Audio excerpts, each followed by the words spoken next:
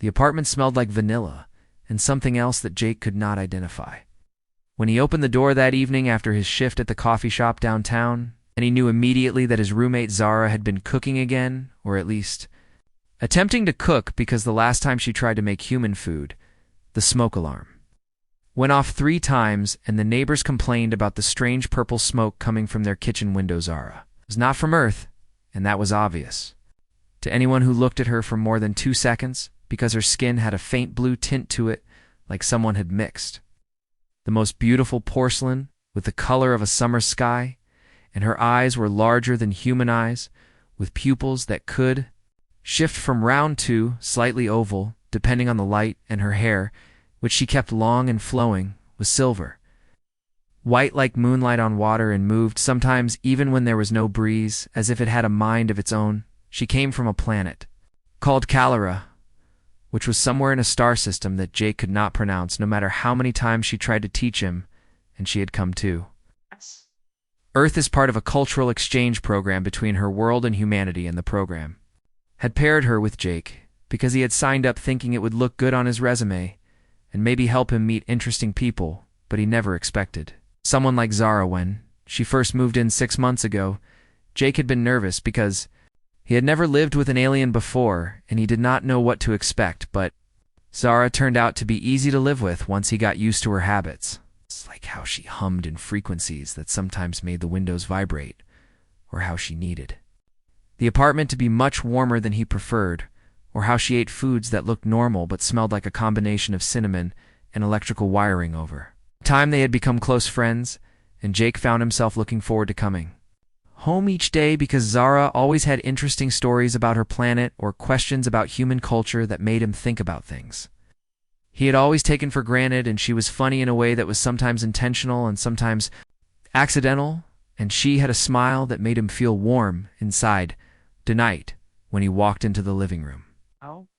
Zara was sitting on the couch wearing one of those flowing dresses she liked that seemed to be made of fabric that changed color slightly as she moved, and she was reading something on her tablet device that was definitely not human technology because it displayed holographic text that floated above the screen, and she looked up when she heard him, and her face broke into that beautiful smile. "Hello, Jake," she said, and her voice had that musical quality to it that all Kellerons had, as if they were always half singing when they spoke. "And how was your day at the establishment where humans consume beverages made from roasted beans?" "Was fine," he said, dropping his bag by the door and collapsing into the chair across from her. "And you can just call it a coffee shop, you know? And you do not have to describe it every time. But I like describing things," she said, her eyes sparkling with amusement, "and it helps me practice my human language skills, and besides, your coffee shop is fascinating to me, because on Kalara, we do not have stimulant beverages, and we get our energy from absorbing certain light frequencies." Jake had heard this before, but he still found it interesting, and he was about to ask her more about it when Zara suddenly closed her tablet and looked at him with an expression that he had learned meant she wanted to discuss something serious, or at least something she thought was serious. "Jake, I have a question," she said, and her fingers were doing that thing where they twisted together slightly, which meant she was nervous about something. "And I have been researching human reproduction." Jake felt his face get hot immediately because this was not a topic he had expected to come up tonight, or ever really, and he shifted in his seat and tried to look casual, even though his heart had started beating faster. "Okay," he said slowly. "And what about it?" Zara leaned forward, and her silver hair fell over her shoulders, and she had that intense look in her large eyes that she got when she was really focused on understanding something. "And on my planet," she said, "we reproduce through a process called essence bonding, where two Kellerans share their genetic material through a mental and energy connection, but I've been reading that humans have a much more physical process. That is one way to put it," Jake said, and he could feel his face getting even hotter. "And why are you researching this?" "Because," she said, as if it should be obvious, "I am supposed to learn about all aspects of human culture and biology for my exchange program, and reproduction is a significant part of any species' biology and culture, and I find it very interesting how different it is from Kelleran methods." Jake nodded and tried to think of something intelligent to say, but his brain seemed to have stopped working properly because Zara was looking at him with such genuine scientific curiosity that it was both endearing and completely terrifying. The thing is, she continued, I have read many articles and watched some educational videos that may not have been entirely educational now that I think about it, and I understand that mechanics, but I do not understand the experience, and Kellerans believe that to truly understand something, you must experience it yourself, Jake. Felt like the room had suddenly gotten much warmer, and he loosened his collar and stared at Zara, who was still looking at him with that innocent, curious expression, and he realized with a jolt where this conversation might be heading. Zara? He said carefully, Are you saying what I think you are saying?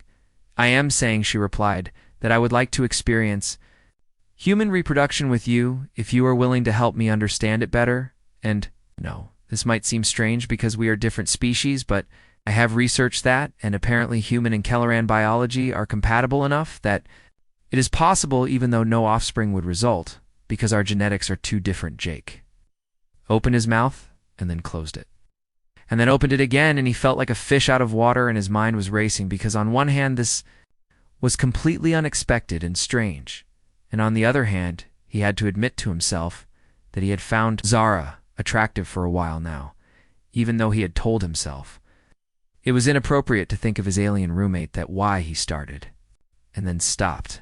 And are you sure about this? And I mean, do Kellerans even feel the same way humans do about this kind of things? Deletta tilted her head in that way she did when she was thinking. And we feel attraction, she said, and we feel pleasure, and we feel connection, and from what I understand, these are universal experiences across many species, and I feel attracted to you. Jake and I have for some time now, and I trust you, and I would like to share this experience with you if you want. The honesty in her voice made something in Jake's chest tighten, and he looked at her, really looked at her, and saw not just his alien roommate, but someone who had become important to him over the past 6 months, and someone he cared about deeply, and someone who, yes, he was attracted to, even if he had been trying not to admit it. Want to, he said quietly, and his voice sounded strange to his own ears, and I have wanted to for a while, but I did not know if it was okay to feel that ways. Smiled, and it was the most beautiful smile he had ever seen, and she stood up from the couch and crossed the small distance between them and held out her hand and on. Alara, she said, when two people decide to bond, they first share intentions, and I intend to learn and to feel and to connect with you. And what do you intend, Jake? He took her hand, and her skin was warmer than human skin and incredibly soft, and he could feel a slight tingle where they touched as if there was a small electrical current running between them. And I intend, he said, to make this good for you and to show you what this means for humans and to maybe understand. You better too. She pulled him gently to his feet and led him toward her bedroom, and Jake's heart was pounding so hard he was sure she could hear it, and her room was always warmer than the rest of the apartment, and it smelled like that exotic scent that he associated with her. And there were soft lights that she had installed that could change colors, and right now they were glowing a soft blue-purple. They stood facing each other, and Zara reached up and touched his face with her fingertips and traced the line of his jaw. And you are so different from Kelleran males, she said softly, and your skin is rougher, and your features are harder, and your body generates so much heat, and I find it all fascinating and attractive. Jake reached up and touched her hair, and it felt like silk and seemed to wrap slightly around his fingers, as if it were alive.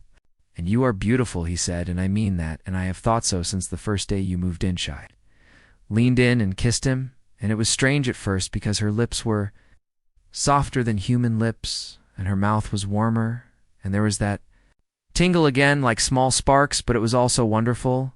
And he kissed her back and wrapped his arms around her and pulled her closer, and she made a small sound that was almost like a purr. Her hands moved to his shirt, and she began unbuttoning it slowly, and her fingers were trembling slightly. And on my planet, she said, between kisses we would be glowing right now, and our skin would be showing patterns of light that indicate arousal and bonding readiness, and I wish you could see that. But human eyes cannot perceive that spectrum. That sounds beautiful, he said, and helped her remove his shirt and then reached for the clasps of her dress, which seemed to be held together by